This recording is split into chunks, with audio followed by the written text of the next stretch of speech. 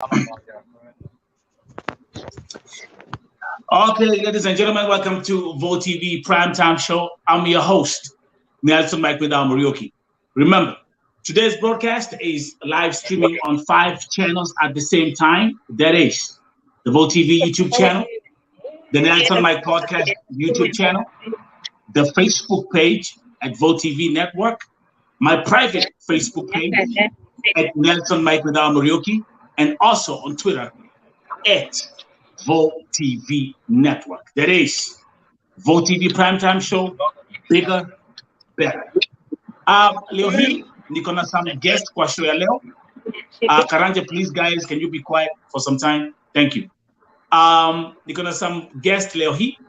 Niko na in the middle, niko na Frida Nailante ambaye ni cousin yake Jackson Karanja. And also on the right, niko na Freshia Nderito ambaye pia she's appearing today here on the for the first time. And mtajua what's going on. Let's start the show by welcoming some guests. Tuko na Moses Kokach akisema, hello, Neredoni. Hello. Today I've been very busy this morning. I've had a very busy day. Hata sikupata wakati wa kufanya announcement ya show leo. But what you want na my sister introduce Freshia na usalimia watu naambia tuko wapi. Hello guys. Mimi naitwa Freshia Nderito. Niko Saudi Arabia, Riyadh. Nimetoka Nakuru County. Place inaitwa Kiti Mawanga, hiyo area nimezaliwa pale, nimelelewa pale. Saudi Arabia nimekuja kutafuta. Kutafuta. Saudi Arabia. Hili jina Saudi Arabia limekuwa kama Coca-Cola ama mkate wa bofuru Nairobi ama Kenya mzima. The whole of last week imekuwa right now the top subject in Kenya Njeri ni Saudi Arabia. Before tuanze show kwa sababu tuko tu kwa introduction, umekuwa Saudi for how long? Na experience yako ya Saudi imekuwaje? Saudi Arabia tuseme niko hapa naelekea kumaliza 3 years. But it's not my first time to travel yani Arab country. Nimefanya kazi country kama Lebanon. Nilianza na Lebanon in the year 2012 till 2016. Nikatoka Lebanon, sasa nikakaa Kenya, nikapumzika Kenya kiasi, alafu sasa ndio nikarudi nikakuja Saudi Arabia. So Saudi Arabia, wacha niseme huku Saudi Arabia, yani mtu akikuja huku Saudi Arabia kulingana na vile nimeona na nimekaa na Waarabu nimewajua, ni kwamba Waarabu ukitaka kuishi nao vizuri usiwaoneshe wewe ni kichwa ngumu, ama usikue very rude, usikue mtu tough, yani kuwa mtu wa kunyenyekea, kwa sababu unajua ni nini kilikuleta huku. Wewe nyenyekea upate Kenya unapata, alafu finally utarudi uende nyumbani. Inabidi tu unanyenyekea kwa sababu umekuja country yao, unanyenyekea na unajifanya tu mjinga. Hiyo ndio life inafaa. Alafu huku Saudi Arabia, I think ni vizuri mtu akikuja huku akuwe ni mtu matured. Yani mtu anaweza kuvumilia, si akiona tu vitu tudogo anakuwa heartbroken. Yani kunataka mtu roho ngumu, roho juu, no? Roho juu unakuwa uko roho juu, hautetemeshwi ni mambo kidogo. Kama Mwarabu atakutusi, huwa wanatusiana huku, matusi ni kama tu salamu. Hiyo tu unaassume hapo hakuna kitu. Na ukiweza kukaa hivyo utaweza kupata na ukisema nikuulize for example nikuulize perfect example. Ukisema matusi kwa Mwarabu ni kama salamu. Let's say for example umeanza kuitwa kelb, umeanza kuitwa sijui nani, unanyenyekea tu unasema tu habari yako na unaendelea ama itabidi tu. Sasa utafanya nini? hauna nini, hauna otherwise, itabidi tu kuassume. Sasa hiyo ndio unasema hapo sasa ni kuassume tu, hakuna kitu hata amesema, hata unaassume sio wewe ameambia na unaondokea. Mi wacha nikwambie, nikiwa Nelson Mike with Murioki, mtoto wa Naomi, wacha nikwambia kwamba mimi mtu aweze kaniita umbwa ama niite punda alafu ni nyamaze, itabaki either nikushike shingo ama hadi itaumia. But swali lingine, as you actually, I'm very happy Njeri for having you on the show. Number one, najua kwa nini the top agenda kwa show ya leo nimekuwa na subject ya Hannah Njeri ambaye pia ametoka kaunti yako ya Nakuru. Hannah Njeri, our sister, na in fact nitafanya hivi, wacha nikuonyeshe na wale amekuwa hapa the whole of last week, na pia as we proceed. Hannah Njeri alikuwa Saudia kama tu wewe, umetoka the same county Nakuru, and then all of a sudden bonake anapata news ya kwamba bibi yake amekufa, na kilichomfanya akufe alikuwa pale deportation center, fell from the 3rd floor, akaanguka chini, kutoka hapo hakujulikana. Kwa hivyo let's start by there she is. Umeona msichana mali kwa post zangu kwa profile yangu? Nimemuona mara kwingi sana, nimemuona kwa news za Citizen, NTV na pia kwa Vote TV. Exactly. So huyu Njeri again ni ametoka county yako. She's from your county in Nakuru. Yes. So just FYI. Ndio hiyo. Okay? Ameaga dunia, amekufa, 26 years old. Oh, pole. Hivyo akiwa mdogo, na ameacha watoto 3. Ndio. So tutaingia story ya Njeri, lakini ningetaka tuanze na story yako kwanza. Ndio. Uko na cousin ambaye pia amekuwa Saudia. Cousin yako anaitwa Julian. Ni Julian ama ni nani? Julian. Julia. Julia, tueleze. So 7 months ago, all of us haja communicate na familia yake for 7 months. Hebu tuambie vile kunaendelea. Okay, Julia alikuja hapa Saudi Arabia tuseme ni 4 years ago. Akakuja akafanya kazi, akamaliza contract yake nikisikia, and I request kulingana na vile nilisikia, ali request huyu boss wake ampe release letter, awe yani akue, yani abadilishe jina kutoka jina yake, ampe release letter, awe akijilipia inaitwa ID na visa, awe akijilipia kila mwaka. So Mwarabu kulingana na wivu ya Mwarabu akakataa. So akamwambia niendelee kufanya kazi pale kwake ama arudi Kenya. So kwa sababu hakuwa anataka kurudi Kenya, akatoka akahepa na akakuwa KEMBOI. Amefanya kwa KEMBOI, akafanya kazi. Wakati mimi nilikuja Saudi Arabia, ilikuwa atatumit na yeye this year January. Ndio my last time kuongea na Julia. Akaniambia press yenye alikuwa amehostiwa, yule ambaye alikuwa amemhost ambaye ni Dalala, alishikwa last year November na akadipotiwa nyumbani, sasa ako Kenya. So akaniambia hata akitokea kazi kutokea ijaza, yani vacation, ataenda wapi? Nikamwambia usimind, unaweza ukakuja kwangu, tuwe tunaishi na wewe, unaenda kazi alafu unarudi, cause mimi naishi place inaitwa Shiva. Nikamwambia hapa Shiva hata ni safe hapa, hata iko mbali na Riyadh. Shiva iko Riyadh ndani. Okay.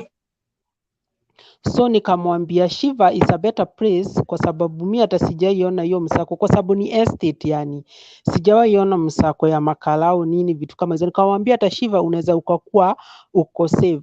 So akaniambia place yenye ako kwa kazi hawajamlipa pesa yake, imeisha mwezi moja na ameelekea sasa wiki 2. Anataka alipo ya mwezi moja, hata hiyo wiki 2 anaweza waachia, kwa sababu anaona wakiwa na ukora hivi.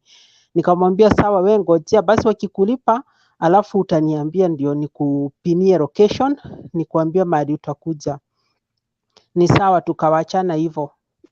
Nikakaa mwezi wa kwanza haongei, aniambii kama anakuja. Wa pili, nikiwa mwezi wa pili kutoka January, February, March, ndio nilitumiwa text na my cousin akiwa Kenya, anaitwa Joel. Joel akaniambia huwa unaongea na Juri Gishoro kwa sababu ameenda missing saizi miezi 2 na sio kawaida yake. Huwa haongereshi familia, hatumuoni online. Kuna mtoto wake ana join high school na tunahitaji pesa na amenyamaza tu hivyo. Nikamwambia serious. Nikamwambia sasa vile tulikuwa tumeongea. Nikamwambia wacha nijaribu kupiga call yake direct local number. Nikapiga ikakataa kwenda, ikasema tu tit. That means hiyo namba haitumiki. Sasa ikisema hivyo nikakaa that means the local number ya Saudi, that is the +966 number. Okay. Yes. Nikakaa nikijaribu mara mingi ikashindikana. Na kwa sababu huwa niko busy sana. Kwanza nikaachana na hiyo mambo sana, nishughulike kwanza na kazi. Nikasema tu atajitokezea tu, ni sawa, tujitie tu nguvu, atakuja. Nikakaa sasa, after 2 months, past 2 months, nikauliza Joel, na Juri alikuja nyumbani ama ameongea ama kuko vipi? Ati hapana. Nikaona kitu ni serious. Sasa si ndio nilikutext. Nikakutext sasa, ndio nikakutumia details zake, picha yake na na passport number na in case kama kuna mtu mwenye anajua press yako anaweza kutuinform. Sasa nikakaa hivi nikategea, watu wengi waliweza kuona ile post, na kuna msichana anaitwa Neema ndiye ametuma hiyo voice ati Juri, baada ya wewe kupost na kuona, akasema Juri alishikwa na wakasikia alishikwa na akapelekwa deportation, na kuna deportation mbaya sana hapa Riyadh. Mtu akifika ananyaganywa simu na hata hawezi akapewa hata chance ya kuongea na familia, na wanasikia ati yule boss wake alimwekelea kesi. Hebu ambia watazamaji ndio wajue ako deportation gani hapo Riyadh. Deportation sasa ndio haijajulikana ni gani. Yeye alitumia group, vile alitumia group message akasema ameshikwa, hakusema ni deportation gani, na simu yake ikaenda off. That means ako hapa Riyadh deportations, but kuna deportation mingi ambayo sasa hatujui ni gani. Okay. Naweza nikakwambia maybe based on vile umeelezea na zile experience nimekuwa nazo, niko 80% sure ako Tahir. Ndio. Sasa pale again, thank you very much kwa watu followers on followers wa Wewe TV. Na mjanga watu, you never know. Unaona hiyo post vile tu niliweka pale kwa Facebook page, ilianza kusambaza and within actually I think the same day tukaanza kupata ujumbe hapa na pale vile kulikuwa kunaendelea. Kwanza ilikuwa yule msichana alisema kwamba walikuwa wanaishi pamoja kwa host moja. Huyo msichana mjua pia, huyo msichana pia ni KEMBOI by the way. And then from there lakini sasa we have an official statement, and nimepata hiyo audio ya kwamba ako deportation, ako na kesi amewekelewa na kafiri. Na sasa mjue, ningetaka pia kama familia yake Julia iko hapa wajue ya kwamba kama amewekelewa kesi na kafiri ndio tu anaweza akasign exit ya mtu ambaye ameshikwa pale. Na ndio tunapata ya kwamba tuko na kesi mingi, watu wamekaa huko deportation for miezi mingi sana kwa sababu kafiri amekataa amekataa kusign. Then tuko na issue nyingine pia, kuna ile reluctancy ya watu wa embassy wanagojea. Sasa ukiwa pale my friend ni kama uko on your own. One thing nilikuwa nataka ni make sure tumeongea leo ni familia yake sasa, akina Njoya, mtoto wake wajue pahali yuko, ako deportation ambayo tujui ni gani. Ndio. Ni kweli fresh. Kwa hivyo hiyo ni information ya kwanza. Wacha kwanza as we proceed, let's say let me say hi to some few people who are joining me tukiendelea na the Vo TV Primetime Show. Remember, broadcasting on 5 channels at the same time. That is Vo TV YouTube channel, the Nelson Mike Podcast YouTube channel, the Vo TV Facebook page, my private page on Facebook at Nelson Mike with Muriuki, and also on Twitter at Vo TV Network. Jane, karibu. Moses Kokach anauliza, she was charged with running away. Absolutely, that's what happens. Nikumaanisha alishikwa. Kuna msako mkubwa sana ambao unaendelea Saudia, by the way, wale ambao mko Saudia mjue hivyo. And that's why she was arrested. Let me also welcome nani Tafida Nyabura saying, sasa Nelson, sisi ndio wengi kabisa Vo TV, sisi ndio wengi. Niko na my sister hapa ambaye ameingia, Njeri pia ambaye yuko Saudia. Na kuna swali nilikuwa nataka kuuliza Njeri, umefanya kazi Lebanon 4 years na umefanya Saudia 3 years. Ni nchi gani mzuri kushinda ile nyingine? Wacha tuseme upande wa pesa Saudi Arabia is the best. Kwa sababu kule Lebanon mshahara iko chini. Although Lebanon is a free country, na Lebanon ni vingumu sana kupata cases kama hizi za mtu amesingiziwa. Kama hujafanya, you know, wale watu ni Wakristo, ujue hivyo. The majority of Lebanons they are Christian. So ni vingumu sana kupata Mulebanese kukusingizia jambo lenye hujafanya. So hakuna hizi cases mingi ati za mtu kusingiziwa, unapata tumewekwa jela kwa sababu ya kusingiziwa. Ni vigumu sana. Okay, Lebanon tuseme kuna justice, ni mahali kuzuri, kuna watu wana mawazo mazuri. But huku unaweza ukasingiziwa jambo ushindwe, gai, ni mimi nimetenda kweli, hata kama ni mimi nimetenda. So huku tuseme ni patapotea, ni kuzuri. Kuna watu huwa wanakuja huku wana succeed kwa life, wanakuwa millionaires within some years, na wanakuwa wakisema Saudi is the best. Alafu kitu ingine ningependa kuadvise watu, I know maybe kuna KEMBOIs ambayo wanawatch hapa hivi. Ningetaka kuambia KEMBOIs wote, please wako, ya kwamba ukiwa KEMBOI usijifanye juaji sana, na usikuwe na hiyo movement mingi sana. Yani kuwa mtu mwenye ako na adabu even kwa kila jambo yenye unafanya. Na kama KEMBOI unataka kufanya kazi, kwa sababu KEMBOI wanapata mshahara kubwa kushinda mwenye ako kwa contract, kuwa na adabu please yenye unafanya kazi, na uheshimu kazi yako, na ujiheshimu wewe mwenyewe, na ujue KEMBOI kwa sababu ya nini. Unajua, okay, kama mimi niliona, yani huwa ninaona wafanya wengi wenye wanafanya kazi nje, yani wakiwa KEMBOIs, unapata mtu akisema 900 ndio pesa yenye huwa inalipwa kwa contract. Ya kwa contract analipo 900, mwenyingi sana ni 1000. Sasa unakuja amefanya na 2000, 2300, 2500, hata kuna unapata hata 3000. That is around 100k. Huyo mtu unaona KEMBOI anakuambia niko na watoto 2 university, niko na watoto kama 3 high school, na ile na unajua life ya Kenya saizi vile iko juu. Sasa nikilipo hiyo 900, mtoto atakula, ni kukula atakula, watoto watakula, ama ni school fees nitalipa, ama ni nini. That's why huwa wanafanya nini, watu wana KEMBOI aweza kupata ile mapato yenye anaweza kusaidia familia yake. Na kuna wengine huwa wana KEMBOI wanakuja huku kufanya tabia zingine ambazo hazifai.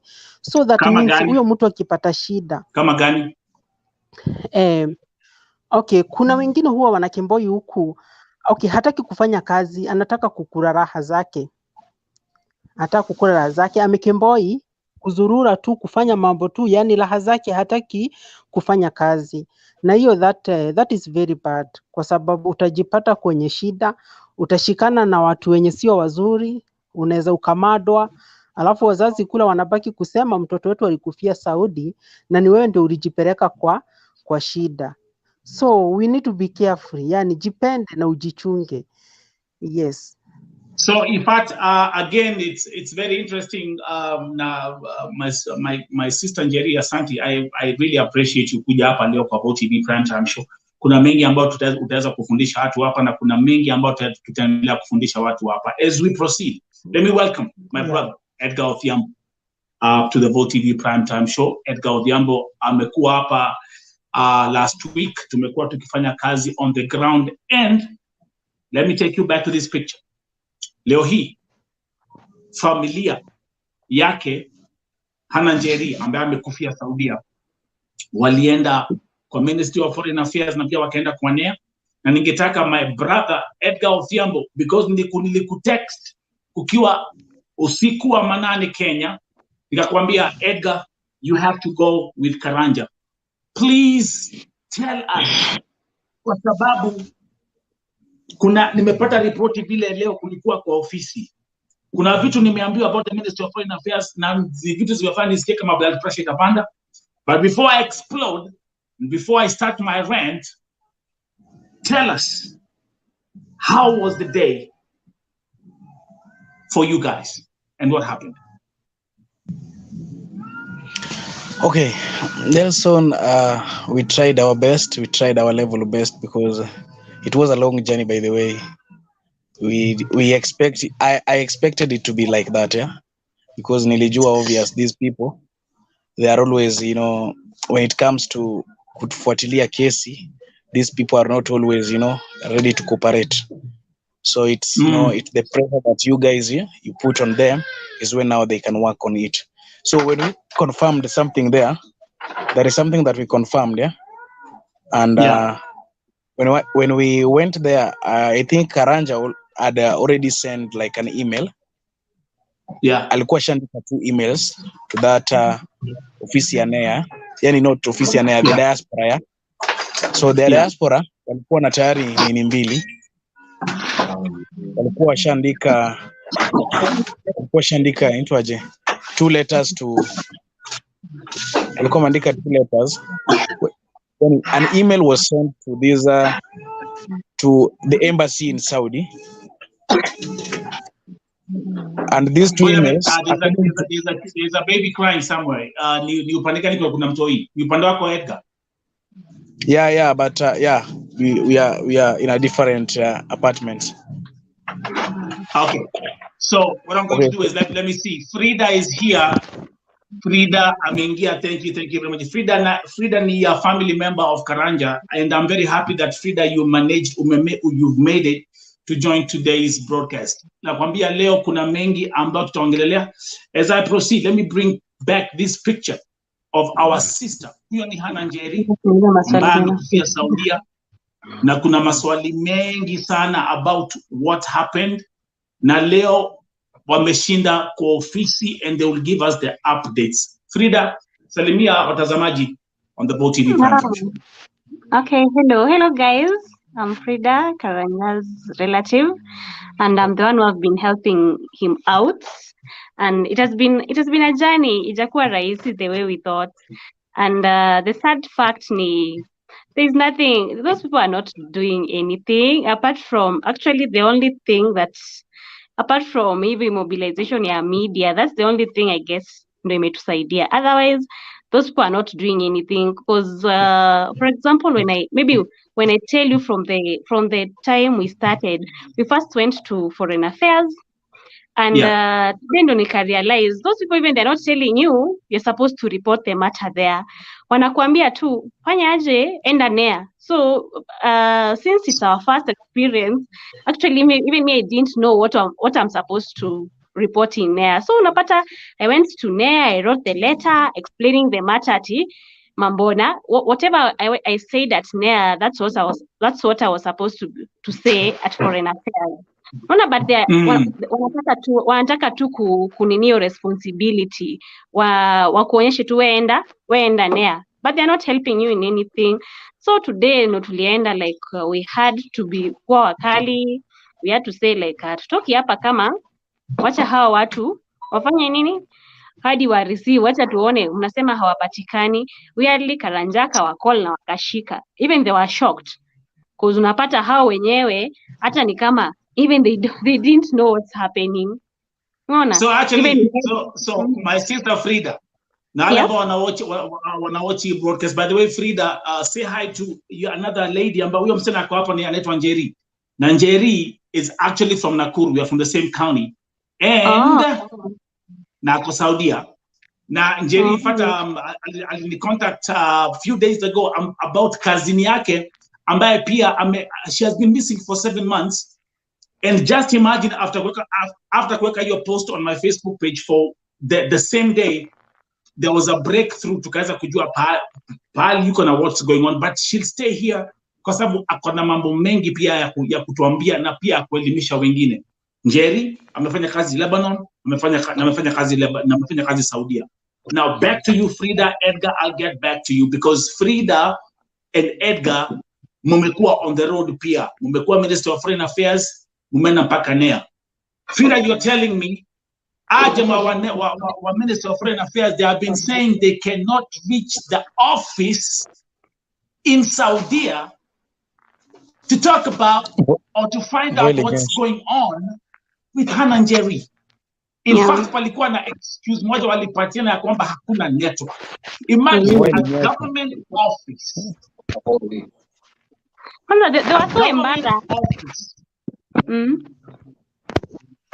They were so embarrassed. They were so embarrassed because the same person wanasema tu like they were like, naona tumempigia hapatikani. At the same time tukamcall. Imagine he picked, actually I don't know if that's God because he has not been picking our calls, but Leo at least maybe it was just God wanted to prove them wrong. God's intervention. Yeah, so unapata like alipick. And it was even a direct call. Can you tell the viewers for them to specifically know who picked up the phone, who picked up the call at the embassy in Saudi Arabia? Juma. Into Juma, yeah, Juma. Your jina ukitaja, my sister Njeri ako Saudia. And Edgar, you know, ukitaja jina Juma kwa hizi social media streets, nakwambia watu upatwa na blood pressure ingine mbaya sana. So she picked up the phone. Every day. I've been texting Juma.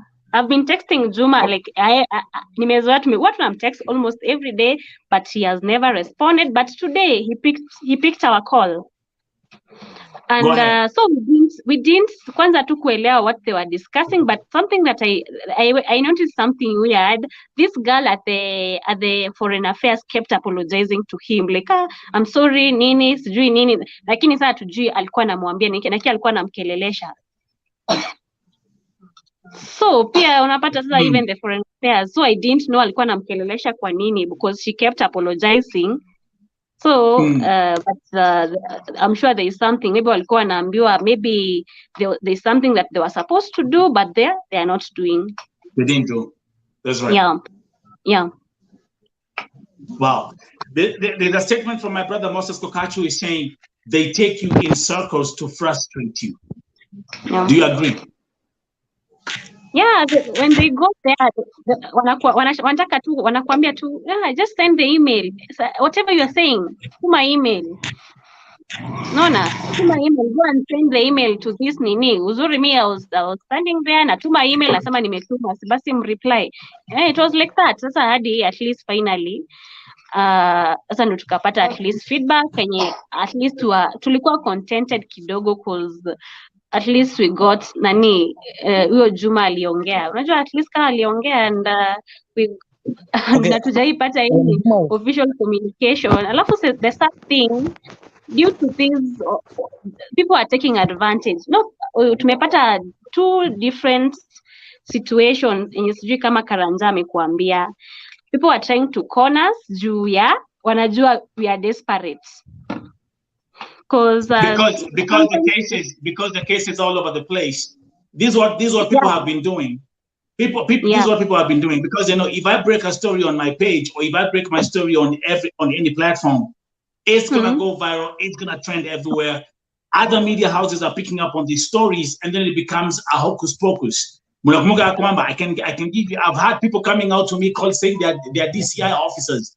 I've had people contacting me saying they are journalists working for Daily Nation or Standard newspaper, I've had all these kind of situations. Before niendelee, let's go to Saudi Arabia. Jerry, hebu ambia watazamaji reputation ya embassy ya Saudia inakuanga aje watu wakiwa na shida? Saudi Arabia, hata sio Saudi Arabia peke yake. I think embassy zote zenye ziko Gulf huwa hawananga kazi yetu. Sasa mimi huwa najiuliza, hiyo kirauni ya Kenya imewekwa hapo ya kazi gani? Ikiwa hiyo kirauni haitaweza kusaidia mwenye hiyo kirauni, imewekwa hapo ya nini? Si tafadhali basi zifukange tukijua hatuna embassy, kuliko zikae hapa na haziopati. Ukienda pale unatolewa ukali, unatusiwa, hata unaweza ukarudishwa nyuma, ufukuzwe, uambiwe enda kwa kafiri wako. Unakuja hapa kufanya nini? So like now Jerry, kazini yako ako pale kwa embassy, ako pale kwa deportation.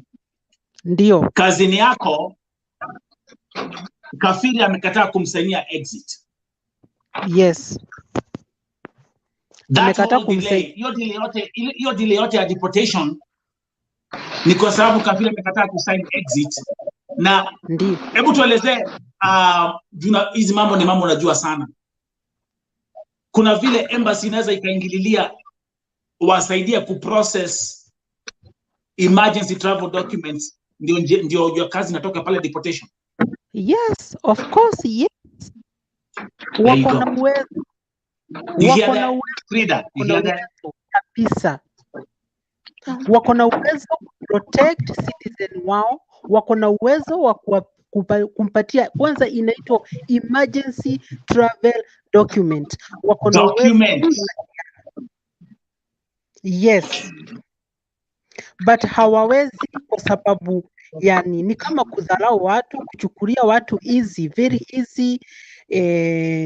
Sasa mimi sijui ni nani kabisa. Sijui ni nani anaweza kuwa yani anaweza, but sijui. Even I don't know what I can say. Foreign affairs inafaa kupatiwa mtu mwenye atakuwa ana command embassy ziweze kushughulikia Wakenya especially wenye wako Gulf, kwa sababu hizi nchi zingine sijasikia shida yoyote. Nchi zingine kama Canada, America, penye huko Australia, hizo nchi sijawahi sikia ati embassy ati wanafukuza citizen ati amekimbilia pale mariki yake yuko apate usalama anafukuzwa ama anakosa kushughulikiwa. It's so sad. That is sad news. I'm going to give you watch actually, and let me actually give an example. Frida, thank you very much. Frida, I'm happy you made it today. Leo umekuwa kwa Ministry of Foreign Affairs, leo umekuwa kwa National Employment Authority. The experience you've gone through. I always keep on telling folks, look, I'm gonna give an example. I'm a German citizen, okay? So like being a German citizen, if I have anything here, because I deal with the German embassy. If I have anything that I need, I call the German embassy. Hata nikiwa America, hata nikiwa Japan, nikiwa Mexico, nikiwa happy. They like this. They jump on the cases. Within 24 hours, they take care of you. Secondary, nimekuwa kwa embassy ya Kenyans hapa DC, okay, here in America. I know actually folks who work at the embassy. I've been there having a meeting with an MP who came there. I had a meeting with former MP of Embakasi, pale embassy ya Kenya. You never hear Kenyans in America complaining about mambo zao kushughulikiwa. Maybe okay, they might say some things are being delayed. Lakini see major complaints kama hizo zenyu. Okay? It's too much. Now, tuko na hii kesi. Let me bring this case to the viewers again. Tuko na story ya our sister Hannah Njeri ambaye amekufia Saudia. Okay? Now, Frida, imagine the pressure. First of all, tumekuwa hapa for how many? Tumekuwa hapa for 7-8 days talking about it. Hatukuwa tunajua pali mwili ya Njeri iko. Hatukuwa tunajua there was so much stuff that was in darkness. So I've been telling these people, it's not my responsibility to find out.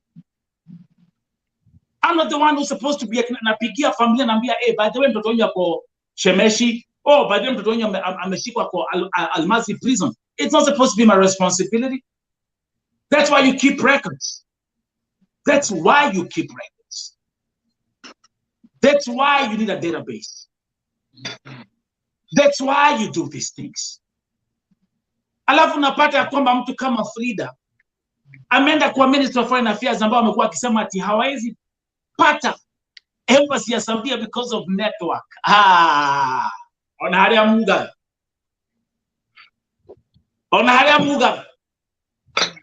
Ati network. And it took them, they made the phone call wakiwa kwa Minister of Foreign Affairs na akapata Juma mwenyewe ambaye hajakuwa akireply text za Njeri. How many times umekuwa ukiandikia Juma, Frida? How many times? I texting almost every day. Alafu, there is something that I noticed also. Ni kama once you go there, unapata watu wenye wako hapo hivyo, unakuja kuona maybe those people ni kama they are secretaries or something, because even they don't know anything. So unapata ni kama wanataka waandike email ndio hiyo email ifikie boss wao. But no, also ukifikia hata sijui kama if they really get the email, because I really doubt, because each time you have to go reintroduce yourself. Ati wanasema to they don't get your calls, sijui nini, but so unapata like hapo hivyo clearly hakuna help. Kama if ni secretary anapata, I guess those were secretaries venye niliona, kama hapo hivyo kazi yao ni kuandika email. Unaona ni kama kazi yao ni forward the email, that's their work. So you can imagine that's where you're going to air your problems, waiting to be listened to. So that's so sad, very sad. That's crazy. Hey, folks, today, again, welcome to VoTV Primetime Show. This time, bigger, better. Broadcasting on 5 platforms at the same time. That is VoTV YouTube channel, the Nelson Mike Podcast YouTube channel, the VoTV Network Facebook page, my private Facebook page at Nelson Mike with Muriuki, and on Twitter at VoTelevision. Now, I'm going to welcome my brother Edgar Otiambo. Come back again. Because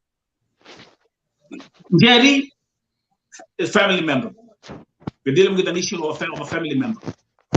Frida, we're dealing with an issue of a family member. Right here. Our sister Hannah and Jerry. Now, talk from the perspective of a journalist. What you saw today with your own eyes, accompanying Karanja and Frida to all of these offices, what do you have to say today? Yes. Okay.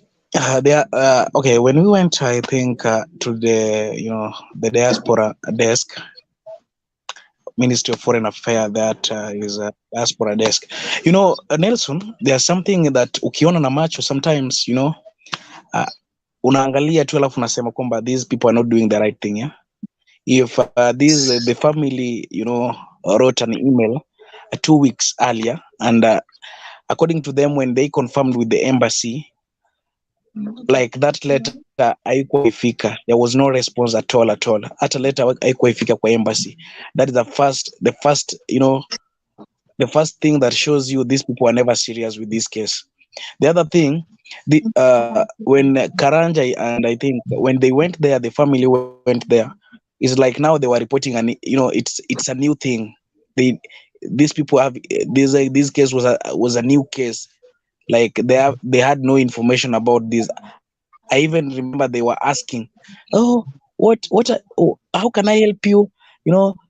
Like how watu walikuwa totally ni kama wageni. You see, the other thing nikwambie Nelson,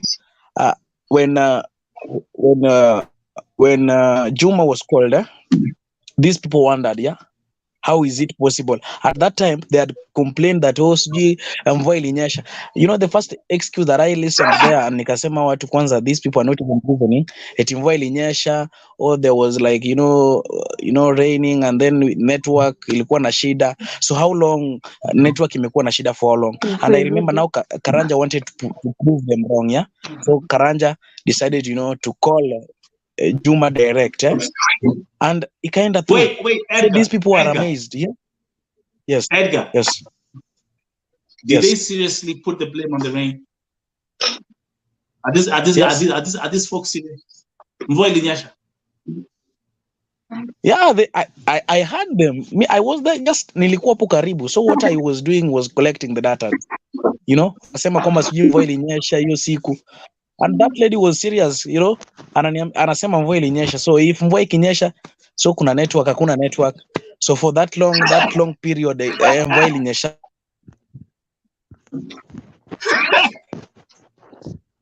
Oh gosh. Oh gosh. Nakumbuka hiyo. Yeah. I think Edgar got behind kidogo. Jesus Christ. Can we, hey, if you're watching, can you please type in the comments mvua ilinyesha? Just type mvua ilinyesha. You know, these people are funny. And let me tell you something, Nelson. So meanwhile, when we were, you know, we are doing all of this, I remember something, and I told Karanja that just after calling, you know, I had that I think I've not yet sent how, you know, we communicated with the Juma, because everything I like, you know, collecting data, and then I compile them so that even though I had somewhere to refer, so the conversation between Juma and Karanja at that time, I think I had it. You see? Yeah. The other thing, I decided to call the lady called Josephine, the lady for ASMAC. Yeah, there's the chair lady for ASMAC, just to inquire if she has something. Anasemanga kwamba hizi kesi zote za Saudi, if there is a problem, anakuaga nazo, you know. So I decided also to call her. So akaniambia amekuwa you remember there's vitu venye anasemaga, I was in Saudi, I have this case, you know, akona kesi ya huyu msichana, ajuji na msichana, you see? Yeah. So when you look at this now, after you explaining to her, now anajifanya kwamba najua, now he want to take all of this information, akijifanya kwamba najua. You see the way she always, you know, anapenda kuweka vitu. So mara siji, I was in Saudi and I had the case of this lady. Everything, when you listen to them, are rumors, based on rumors, no facts. Number one, kama kuna Saudi alienda ni Riverdo. We are not stupid. Yeah. Frida, let's go back to the story of kulikuwa na mvua. Actually, before we proceed, let me introduce to the viewers my new brand, which is online, and that is Black Voice America. I've launched this brand, I will talk more about it as we proceed. If you want to check out the collection, just visit blackvoiceamerica.com. I've seen the comment of my sister, Sofika, watching all the way from Namibia, saying, Nelson, also, you should launch Black Voice Africa. I tell you one thing, that is already prepared. But let's come back to the story. Frida. Yeah. Sasa pali, after hii kuzunguka yote, how long? No, there's something you mentioned, and I want you to say this to the viewers. Hata kama mtu amekufia deportation, who is in charge of the body? The agency. Can we repeat this loud and clear? Yeah, the agency. You know, the people suffer a lot because of lack of information, and most people don't know. They don't know where to go. No matter like our situation. No, we're not getting any information from the official nini. So tuna rely on any information yenye tunapata. So unapata I've been in contact with all the agents. Unapata wote wako they are all over me. Oh, imefanyika nini? Unajua that case, it happened at the deportation center. So it's government to government. So unapata sasa tukaenda tukauliza nini? Tulienda kwa foreign affairs. Wanasema hata kama ni alikufia wherever, inakuwaga like the contract inakuwaga like as long as wamepeleka, anything has happened, they're the ones who are responsible. So when walituambia hivyo, we saw the need to go to NEA, Sando, we follow up because all the nini sasa, the agencies license zao expire. It's a whole story. And so when tulienda huko hata NEA, we discovered so many things that are even hata zinafanya feel vibaya. Unapata two people, those people are just unashangaa, like we aired out our problems and we stayed there for almost, even Edgar can tell you, tulikaa huko and tulikaa sasa ni kama tuliambiwa stories zote za watu wenye wanakuja Saudi Arabia because they're trying to defend themselves, kitu kama hiyo. Lakini sasa tulienda huko wanawaambia, so we were questioning them. Sasa vitu kama hizi, the story of Hana, unapata like hapo hizo mambo zote ilikuwa tu negligence. Kama if they could be protecting the girls, ama hata wakisema unajua this thing, hata kama it would end, if people could be going to Saudi through the right channel, unapata wote tena yeye, unajua mtu akienda hapo hivyo hajui kama anapelekwa through the right channel ama the wrong channel. Yeah. Unapata all the documents were forged. Unapata yeye hajui kama aliforjiwa, anaambia all the documents are here. That's what they do, and I'm going to be very specific because that's one thing, and actually we'll continue with this discussion this week as well. Unapata ya kwamba Njeri na kuna uko hapo juu, unapata ya kwamba ile contract ambayo Kadama anapatiwa akisafiri pale airport, unapata the next of kin is a person you don't even know. Unapata even the phone number they put on the contract for the next of kin in case of an emergency is someone that you don't know, and I will always make reference to one very famous case of Beatrice Waruguru. Edgar of Jambo, hatuwezi ambiwa. Walikuwa msichana underage, wakaforge age yake, wakaforge next of kin, wakaforge kila kitu. And that's how they get away with everything. In fact, as I'm talking to you, niko na kesi ya msichana mwingine, she's only 19. And she's crying, nimsaidie akiwa Lebanon. So these are things that are happening. Do you have the feeling, ukienda kwa Minister of Foreign Affairs, ukienda kwa NEA, Edgar and Frida, do you have the feeling they are overloaded? Yeah, I guess they are overloaded, Yeah. but they are not. If they could be using the right channels, and those people, if they could be caring about people, because unapata this case, these are some of the things zingekuwa wangeavoid kabisa juu. Me niliwaambia, I just told them to explain to me what's the process, because clearly how Hana went to Saudi Arabia, trust me, hata Karanja akiulizwa, he can't tell you. No, because it's another story, a whole story. Because unapata they forged everything. I was so bitter, and I called the agent mwenye alimchukua, and she was denying. Oh, unajua ati huwa tunaikaga ati the next of kin afai kukua the family members juu ya nini. Nikamuuliza Hana, what's the definition of a next of kin? Yeah, and nikamuuliza, I just accepted, nikasema sawa. Hana had both parents, but kwa hizo information apparently akona death certificate of the dad. Sasa nikamuuliza hiyo death certificate ilitoka wapi? And I told her, I just told her, hii mambo yote ikiisha, I'll just go for her, because na mambo na kuforge nini, because it's not right. If they could have, I strongly believe if they could have used the right channel, right now we couldn't be here. Trust me, because we even don't know how she went. Trust me, it's Frida, very sad. Yes. Now that's going to be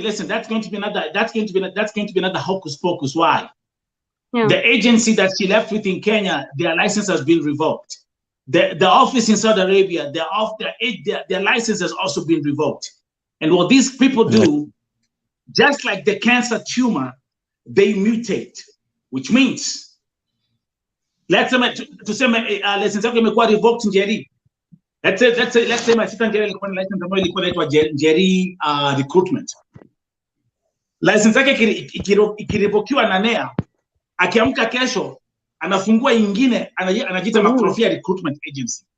Same person, different agency, different name. And that's why you find in Kenya right now as I'm talking to you. And I want you guys to pay attention here. Last year, when I was dealing with some very serious cases, Kenya had only 384 registered agencies. 384. Sai, we have over 1,000 agencies in the country, the ones we know. Sa kuna hizi bonoko. Give you another example. Unapata kila mtu ambaye ana complain kuhusu Iraq. It's an agency called Manpower Recruitment Agency. But this Manpower Recruitment Agency, you can't even track where they are, who is under manpower recruitment, because it's like 6, 7, 8, 9, 10 people who are involved in it. It's crazy. It's crazy. Nikupatia example lingine for those who are watching. And this is a very practical example. And by the way, I want Edgar, Jeriwa Saudi Arabia, Frida, Karanja, all of you guys, we will stay here the whole of this week. And we'll keep on addressing this issue because we have to teach our people and they can hear with their own ears. First year. Now, easy mambo. Ya kuwa unapata agency moja, iko na sub agency, iko na sub agent, iko na sub. So hata ule unapata, give you a perfect example. Kuna story ya Pauline Morugi ambaye amekufia Saudia. Just like Hannah Njeri. When Pauline was leaving Kenya, the mother was told anapelekwa Dubai. Imagine wakati Pauline amekufa ndio mnaambia kwamba Njeri alikuwa nani, Pauline alikuwa Saudia. Then you go back to then I was like, where is the contract? Hata tupati contract. We don't even know where the contract is. It was another story. Let me go back to my sister Jenny, Saudi Arabia. Let's go back kwa topic ya KEMBOI tena. Kwa sababu ukitaja jina KEMBOI unapata ya kwamba kwa hizi mitandao blood pressure pia uruka. Ni advice gani wewe ungetaka kuambia KEMBOIs ambao wako Saudia? As I say, Nelson, KEMBOI, one thing ujue umevunja sheria. One thing, secondary ujue ya kwamba hata ukapata shida hakuna mtu mwenye anaweza kusaidia. Ikiwa hata mtu mwenye ako kwa contract huwa hasaidiki, na wewe je mwenye uko nje. As I say, jijue wewe ni nani, uko KEMBOI, umeshavunja sheria. Wewe fanya kazi yako na usijihusishe na mambo mingi ambayo sio mzuri. Kwa sababu finally, yani okuwaga tagui. Ukiingilia mambo yenye sio mazuri, utakufa kama umbo. That's right. Yes. And then kuna kitu kingine ningetaka kusema Nelson about vifo, kwa sababu vifo sasa ndio ziko top saizi, watu kukufa. That's right. Ngoja watakuja kuswali kiwa next, endelea. Yeah. Okay. Hawa Waarabu wenye ninafanya kazi na hao ni Black Saudi. They are citizens of this country, Black Saudi. Kuna watu weusi kama sisi huku. Yes. Na wameniambia kwa hata hao wameona na wameniambia ya kwamba sheria ya huku, kama tungekuwa na embassy mzuri, sheria ya huku ni kwamba ukiua mtu unafaa hata wewe uuliwe. Hiyo ndio yani sheria za dini za Kiislamu.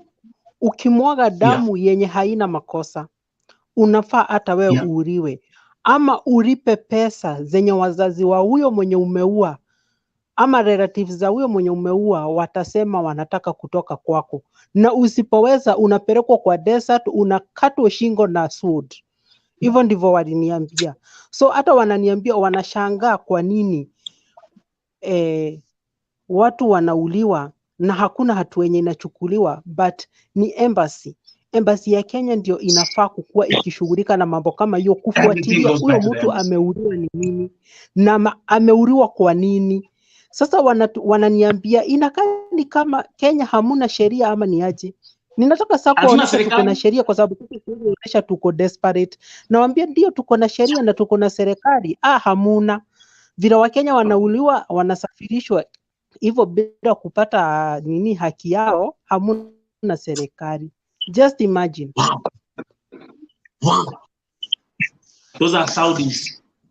Hao ni Saudi wanasema hivyo. Yes. Frida. Yes. Why? Wananiuliza why you kill? Kwa nini uwe?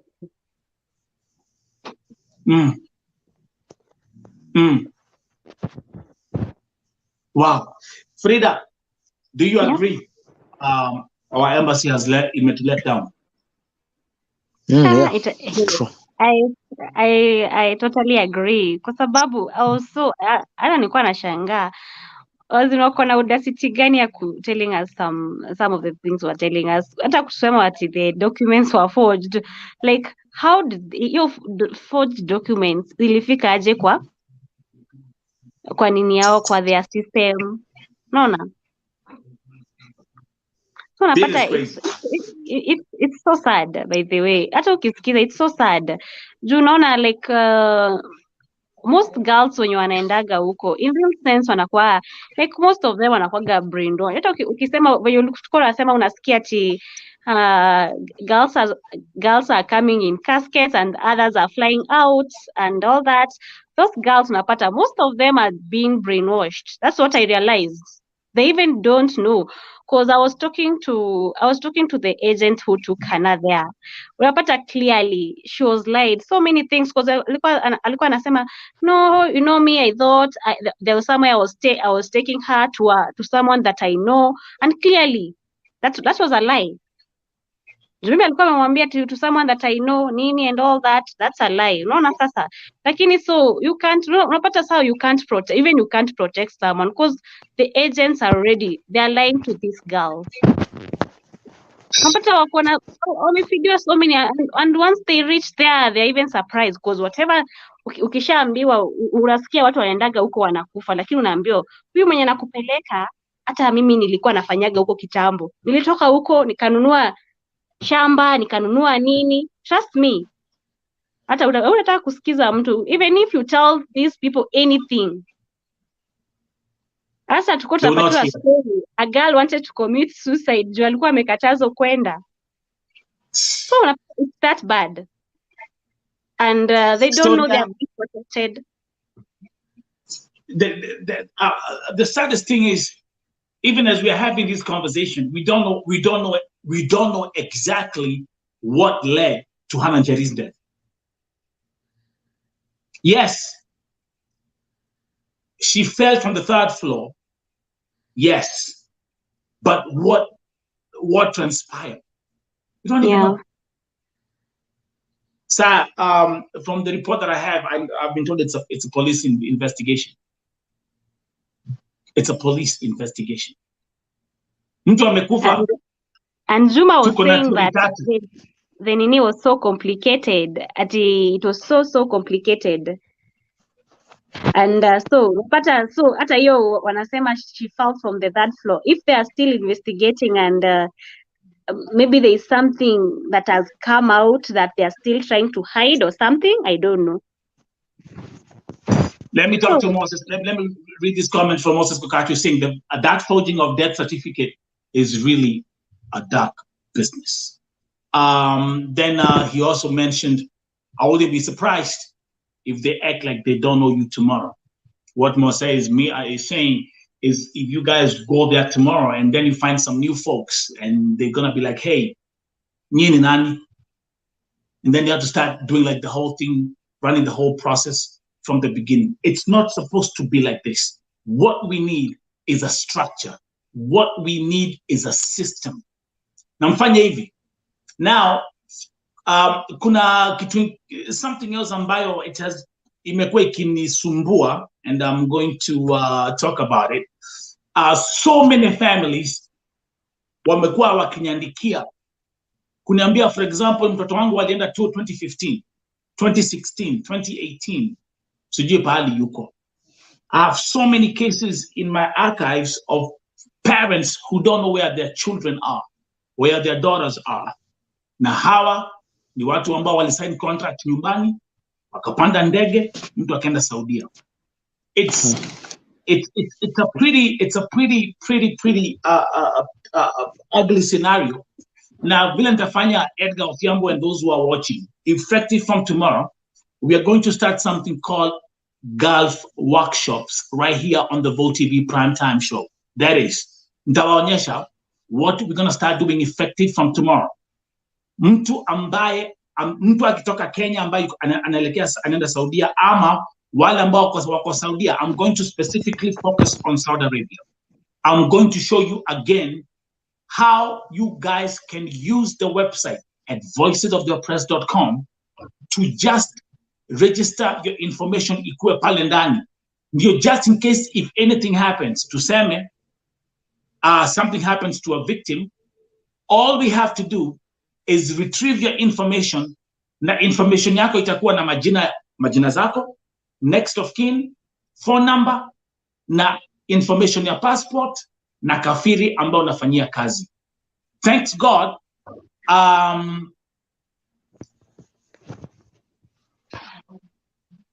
Okay. Thanks God. Kuna Mwarabu moja ambaye kuna agency Saudia. Njeri, I told you about your Mwarabu. Me for the first time. Imagine nilipopost story ya kazini yako, huyo Mwarabu alinitumia email, hata si WhatsApp ama nini. I received an email and then he said, Nelson, I've seen the case. Akapiga screenshot ya hiyo post yangu ya Facebook na akanambia, can you please get me the copy, the visa copy, the passport number, and the name of the Saudi office. Now, let's do an experiment. Frida. Yes. Familia, Nini as a family Hannah Njeri, do you have a copy of the visa of Hannah Njeri?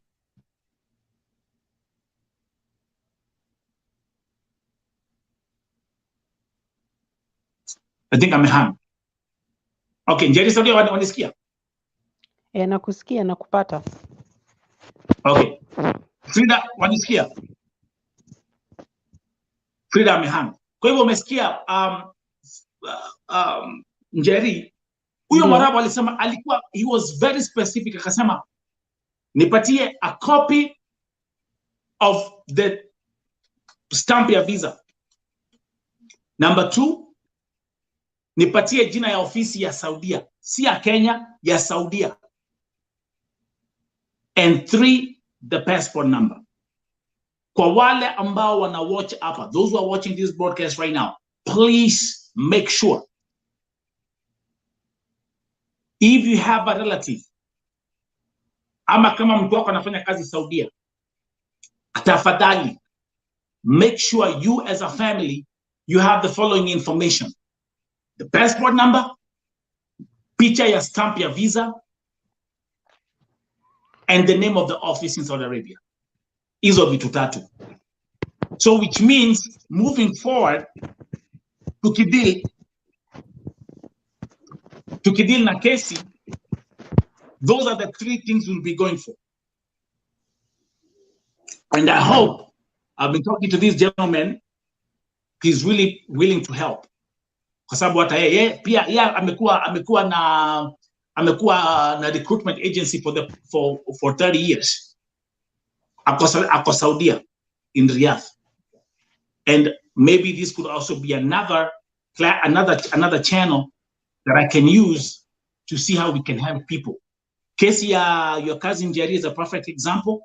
Me posting the story on my Facebook, and within 24 hours, kupata information exactly what has happened to your cousin. And as we speak, we all know ako kwa deportation center. So guys, I repeat, this week we will start running workshops. Watu wakuje hapa. Edgar Othiambo, I will need you guys. Because then I can give you guys administrative roles on the website, whereby if we receive any information, the database is there. We just retrieve the database, and then we can then now start coordinating with these offices, Ministry of Foreign Affairs, the National Employment Association. Again, this is not something which I'm supposed to be doing, but we need a system, we need an infrastructure. Kwa hivyo mwambie, tell your friends to tell your friends, effective from tomorrow, we'll start Gulf workshops. It's going to be a panel where we will also educate. Njeri, kuja hapa kesho, be here tomorrow. Ndio tuendelee kuelimisha watu. What now we need to do? We need to stop. We've had these cases will not end. These cries will always be there. Tomorrow we have a new president being sworn in. Na nimefanya a Vote TV poll on YouTube. 70% believe that things will change in Saudi Arabia once William Ruto is sworn in as a president. Edgar, Sure. what do you think? Yeah, we have tukiangalia vizuri, everybody thinks that this new government, I think it's full of promising. Yeah, when you look at it, it's a promising government, because I think we are going to have changes, because most of these cases that we guys let me just I even told you that most of these if we are having a flight from Saudi coming to Kenya, yeah, immediately confirm we always receive bodies. That is not a lie.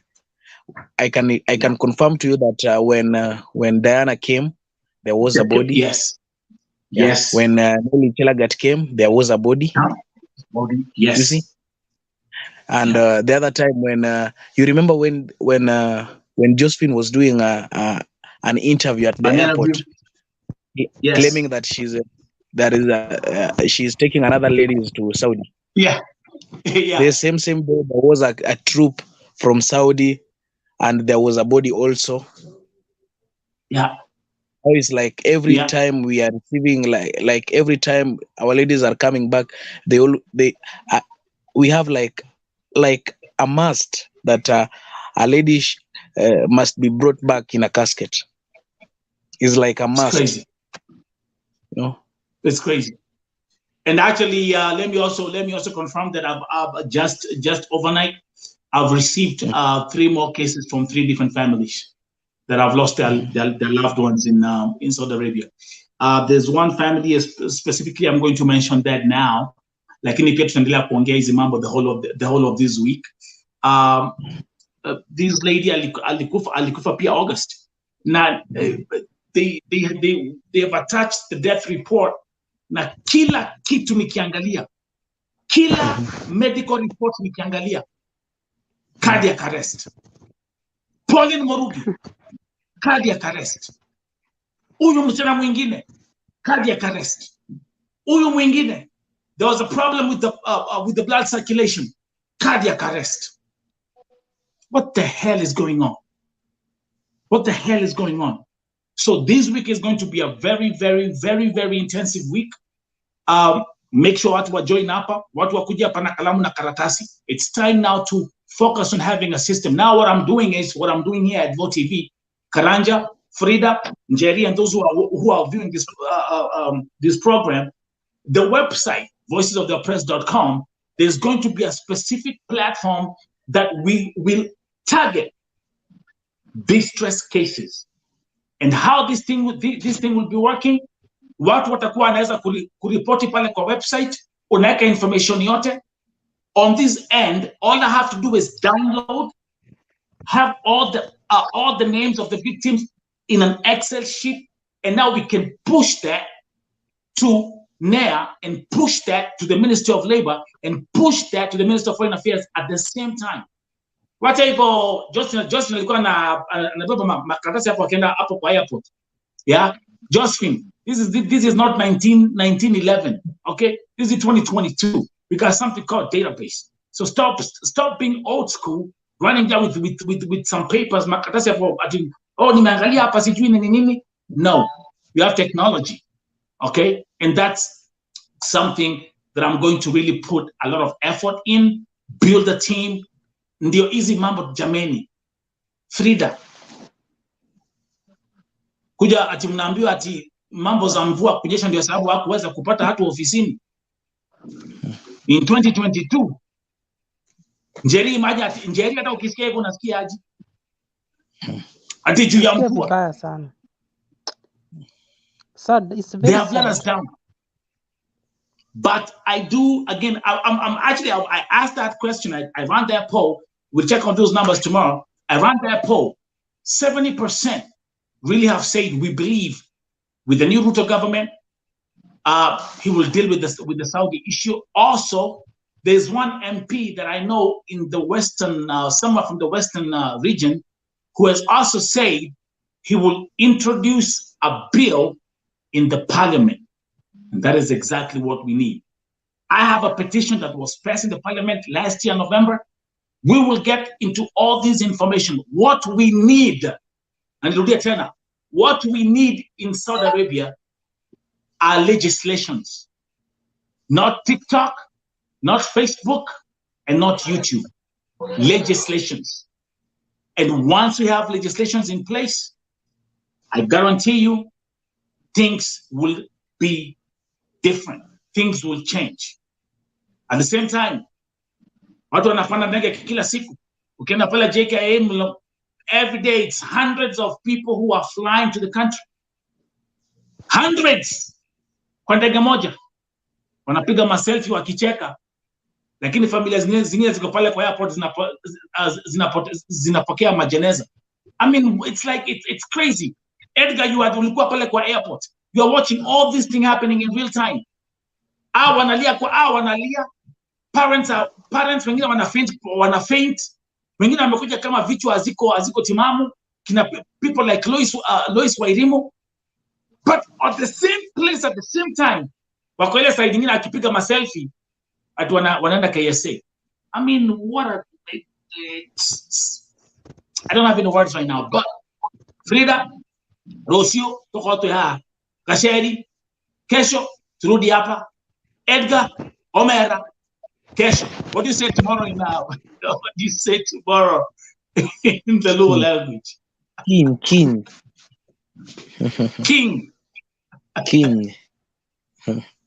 Okay. Guys, thank you very much. Let me give a shout out to my sister, Sofika, who always comes here. She's from Namibia. Watches the VoTV Primetime Show. Tukiongea Kiswahili, she doesn't get it, but she stays here all the time. Sofika, may God bless you. May God uplift you. Those who tuned in, Moses Kokach, Joyce Valeria, and others, thank you for your contribution to Tuwad's show. Jerry in Saudi Arabia, Asante Sana, Frida, we will keep on following on this story. Yeah, Hanan Jerry, Edgar Ofiambo, we have a lot of work to do. So guys, kesho, mañana, 9:30 p.m. Same place, same time, VoTV Primetime Show. I'm the host, Nelson Mike Medamo Morioki. Bye-bye.